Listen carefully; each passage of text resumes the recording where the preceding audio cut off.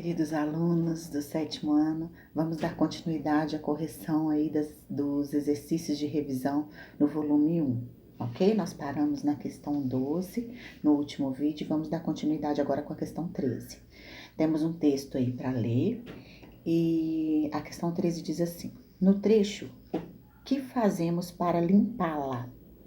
Pronome destacado substitui que palavra no texto? Aí você volta lá no texto para identificar. E por que ele foi empregado? O pronome ao qual ele está se referindo é a palavra panela. E ele foi empregado para quê? Para evitar a repetição dessa palavra, ok?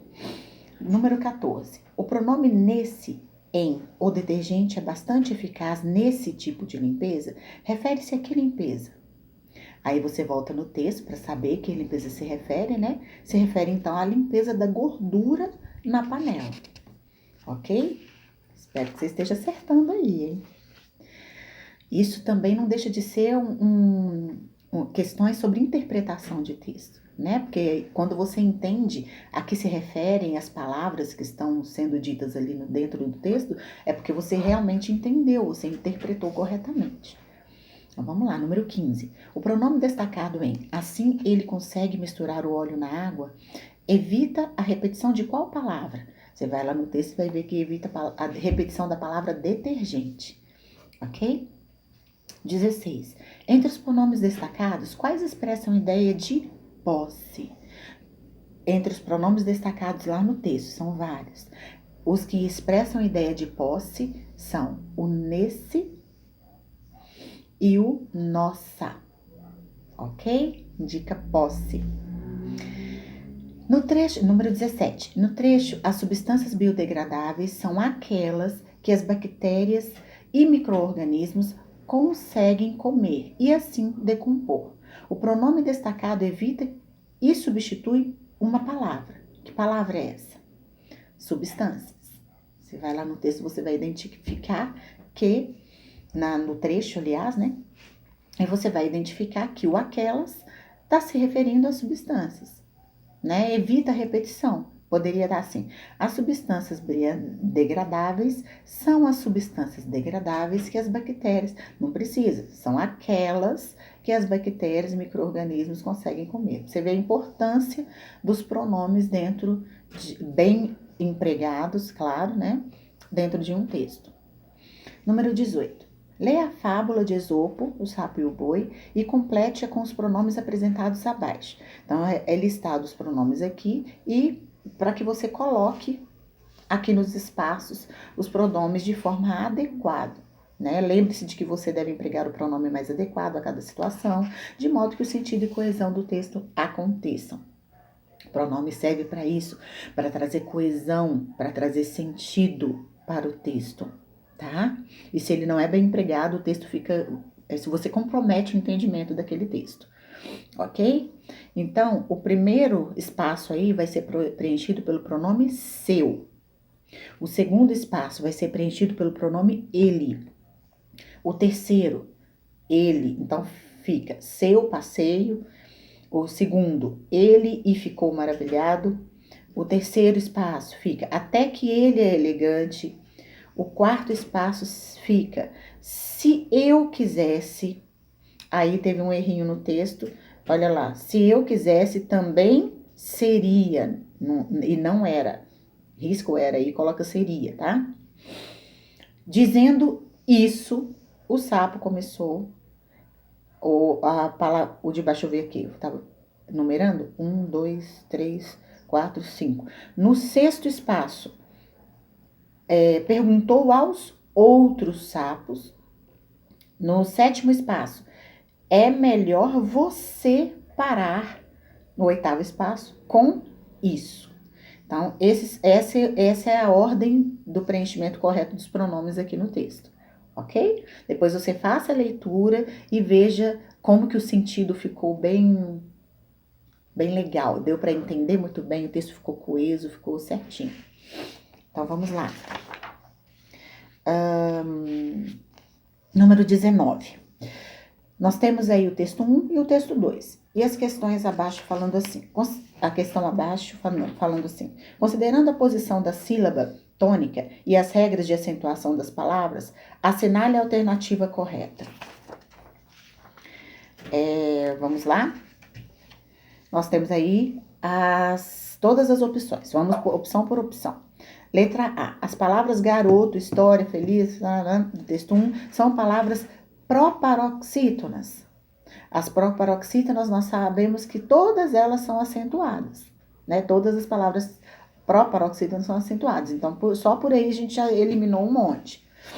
E livro, dicionário, terminário e nunca, do texto 2, são palavras oxítonas. Oxítona é aquela palavrinha que tem a última sílaba tônica.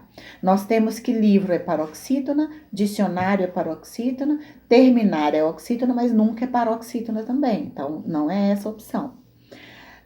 As palavras história do texto 1 e dicionário do texto 2 foram acentuadas corretamente, mas possuem regras de acentuação diferentes, porque a primeira é considerada paroxítona e a segunda proparoxítona. Não, a segunda ela é paroxítona, né? Então não justifica aí essa questão, tá errada.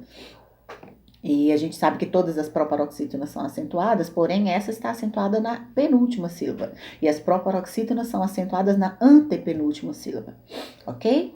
Letra C. A palavra história do texto 1 é uma palavra paroxítona, correto? E está corretamente acentuada, correto? E você do texto 2 é uma palavra oxítona, correto? E deve ser acentuada da mesma forma que café, dendê. Sim, porque as oxítonas terminadas em A, E, O, de tongo aberto, seguido ou não de S, em, E, ens, né? Isso está lá na página 59 da nossa apostila.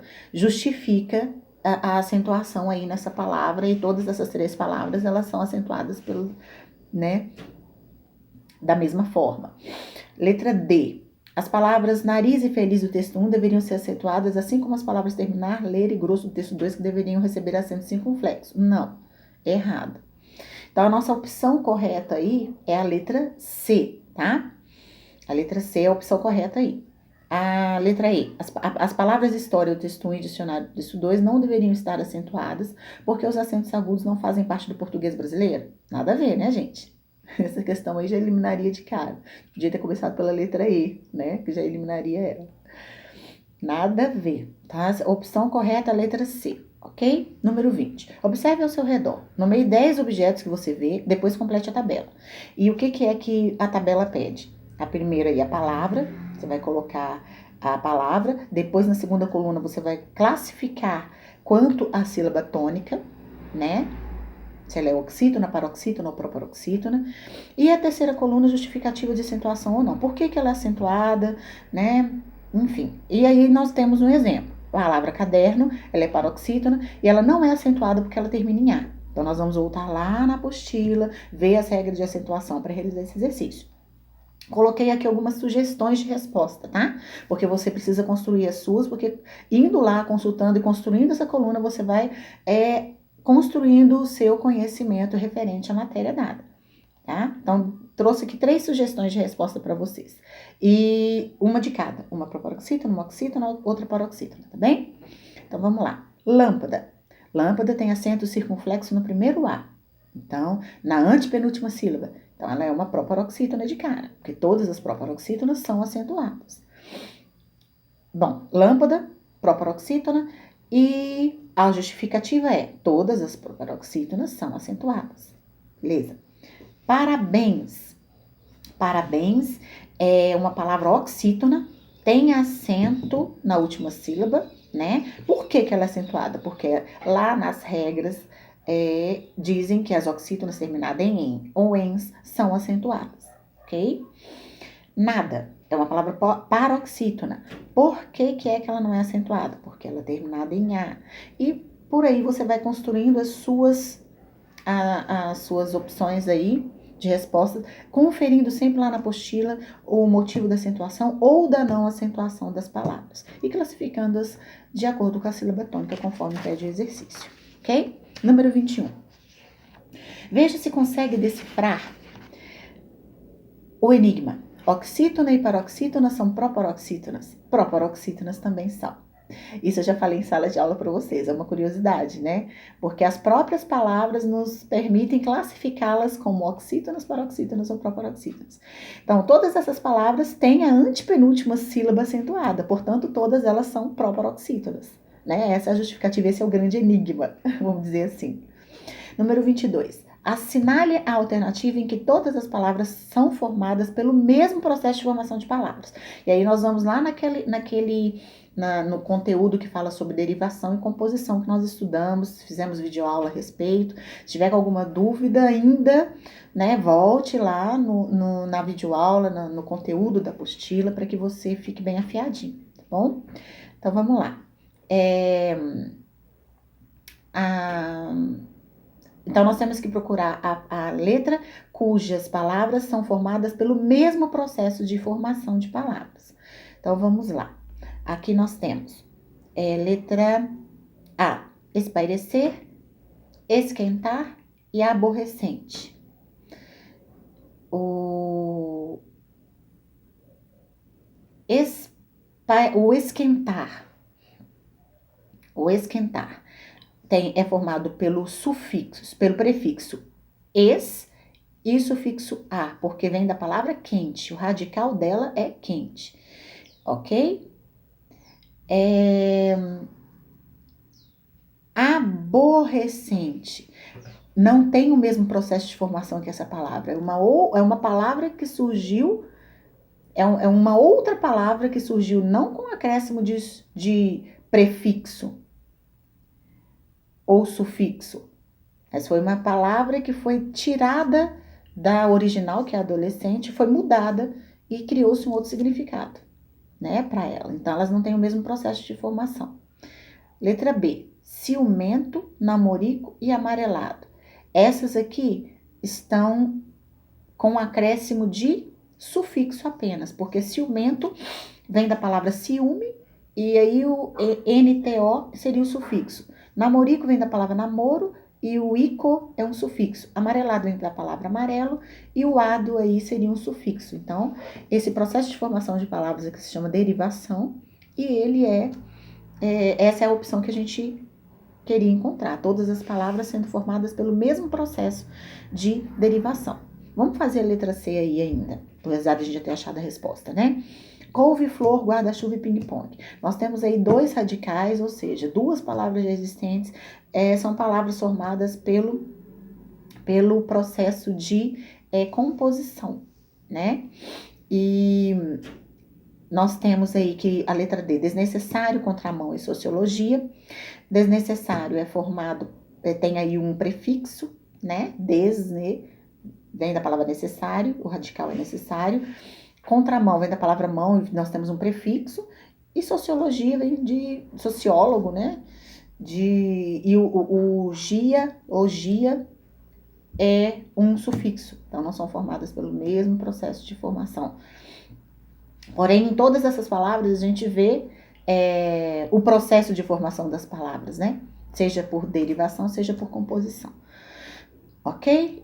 Número 23. Identifique os prefixos usados nas seguintes palavras formadas por derivação prefixal. Quais são os prefixos, né? Letra A, des. Letra B, in. Letra C, bi. Letra D, supra. Letra E, ante. Letra F,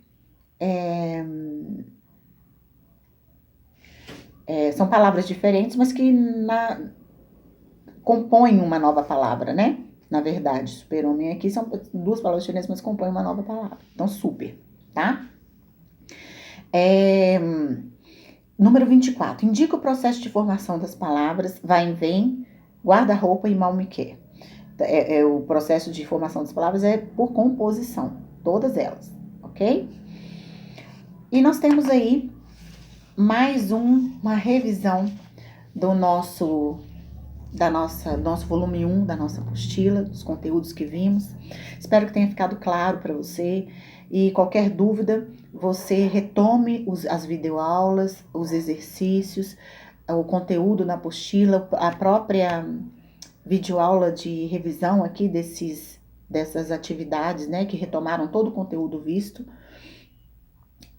durante o bimestre e que você vai estar assim munido de ferramentas mais do que necessárias para conseguir desenvolver aí os seus estudos e o seu entendimento a respeito da matéria, ok?